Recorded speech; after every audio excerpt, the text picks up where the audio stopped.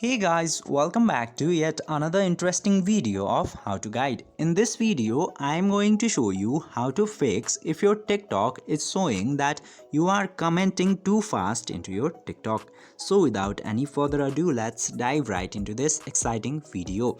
Now, before going into the solutions, let's know about the problem first.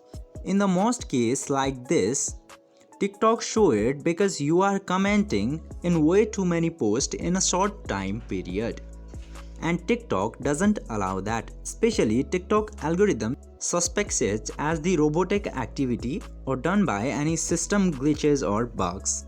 That's why to protect your own security, TikTok algorithm will in a way suspend the comment feature into your TikTok account for a short period of time.